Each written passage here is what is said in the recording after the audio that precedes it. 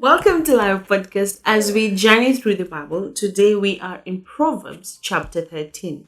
Lord Jesus, as we read your word, help us to understand it, help us to do your will, and may we bring glory and honor unto you. So let us read.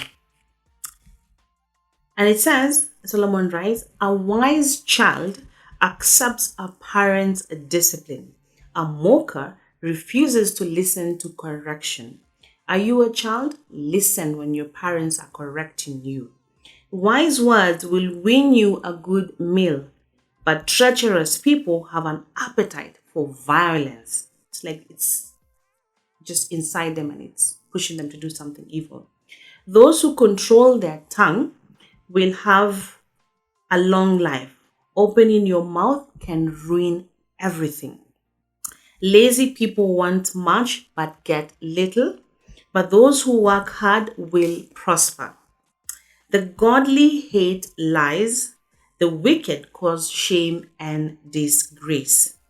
Godliness guards the path of the blameless, but the evil are misled by sin. Some who are poor pretend to be rich, others who are rich pretend to be poor. The rich can pay a ransom for their lives, but the poor won't even get threatened because no one's threatening a poor person. The life of the godly is full of light and joy, but the light of the wicked will be snuffed out, dimmed out completely. Pride leads to conflict.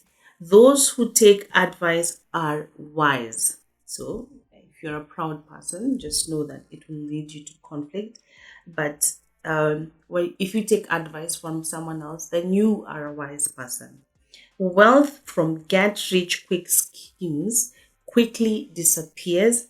Wealth from hard work grows over time. Remember, easy comes, easy goes.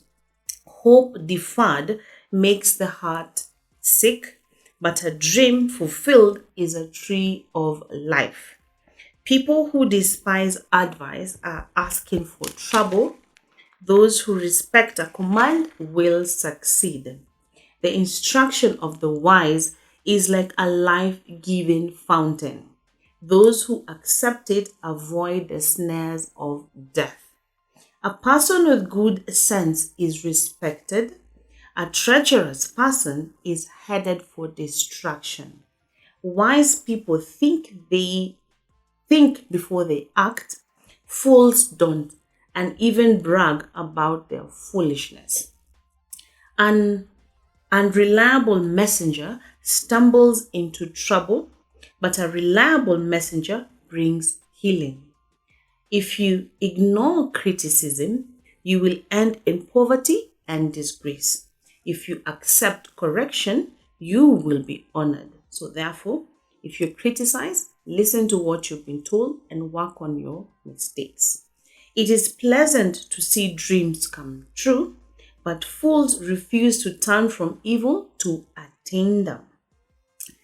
Verse 20, walk with the wise and become wise, associate with fools and get in trouble. Very straightforward.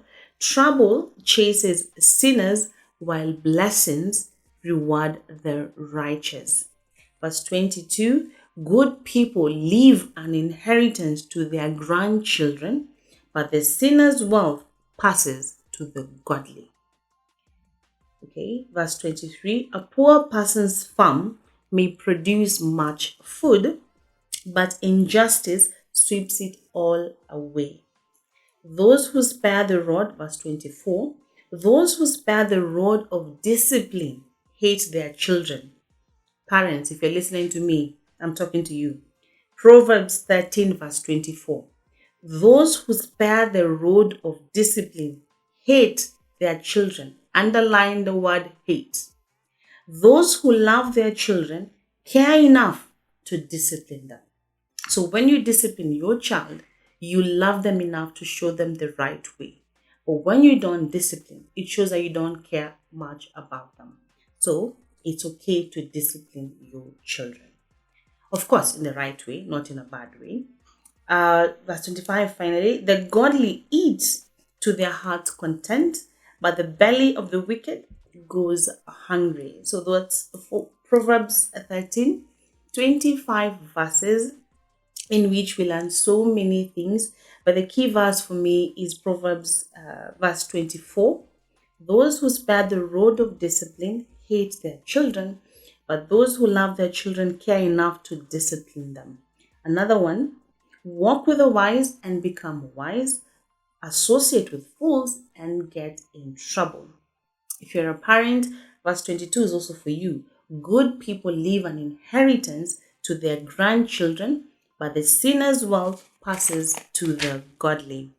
And then finally, pride leads to conflict.